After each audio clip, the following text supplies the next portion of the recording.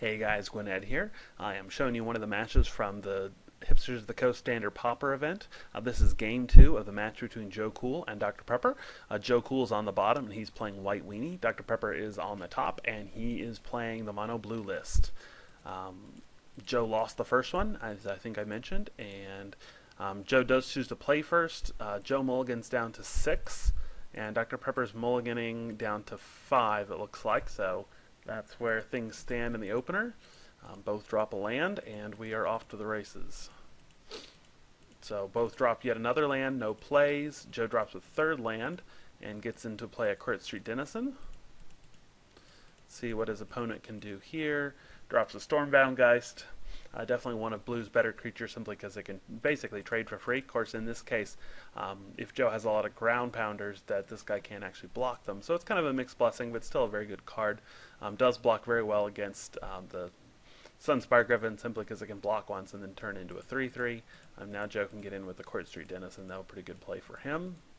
See, but Dr. Pepper finds a Mist Raven, presumably bouncing. Oh, he's going to go ahead and bounce the Sunspire Griffin here so he can get in for 2 with the Stormbound Geist. And presumably now on his turn, Joe's just going to go ahead and drop the Sunspire Griffin and once again hit for 2, dropping his opponent down to 16. See if Joe has a follow-up play. He does not. Dr. Pepper has a Claustrophobia for the Griffin, which will prevent him from blocking it, or I'm sorry, from bouncing it any further, but probably not an issue for him, and hits Joe down to 14. Joe on his turn hits for 2, keeping up in the life race here, and looks like he's got another creature to drop. He's going to go ahead and drop a Loyal Cathar. Definitely a nice play for him, as well as a pacifism to tap down the Stormbound Geist. Hopefully his opponent won't find another Mist Raven now. So take 2 from the Mist Raven. And let's see if DrPepperGod has an answer. He doesn't, just passes the turn back. Joe here has a One-Eyed Scarecrow. This is definitely the card you should have in your sideboard when you're playing against this mono blue list. It's definitely a very, very strong answer. Diminishes all their creatures and really just puts you in a pretty commanding place. But DrPepperGod goes ahead and plays out his Nephalia Seakite here, which is an interesting play. He could have waited for Joe to attack, and he did it in his main phase, which really seems kind of odd to me, and also will now allow him to play the Attendant Knight and tap down the Nephalia Seakite. So definitely kind of an odd play there, and he'll go ahead and drop his opponent down to 10. So DrPepperGod really is up against it here. Let's see what he's able to do. Joe just goes ahead and swings in with all his creatures, and DrPepperGod has another Seakite. Yeah, has another Seakite to block. Allows him to double block the Court Street Denizen and get that off the table, which is pretty good for him, as well as kill this little soldier token, and that actually prevents most of the damage, only drops him to 8, and really puts him in a much better spot now. He's got a Cloudfin Raptor, which probably won't do anything other than block, but does find a Hands of Binding again, and in this case that's probably going to be game.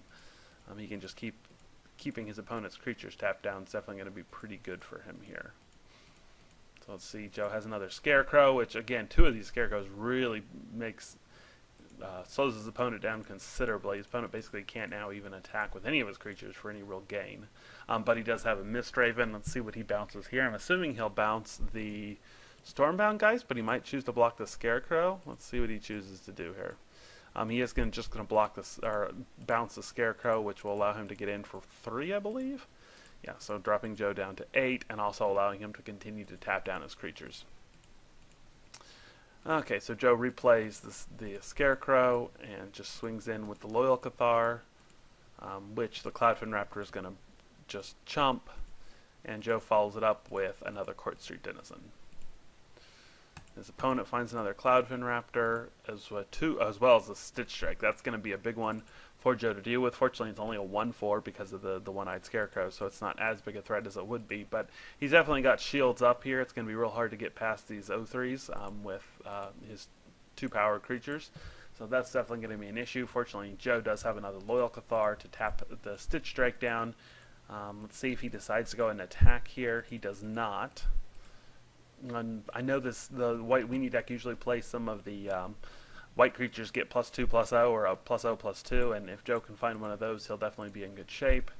His opponent's going to swing in with the Stitch Strike, dropping Joe to 7, and Joe has a War Falcon, which which allows him to tap down the sea kite, but he's not really, again, because he's got all these 0-3 flyers. Let's say he's got 1, 2, 3, 4 blockers with 3 power.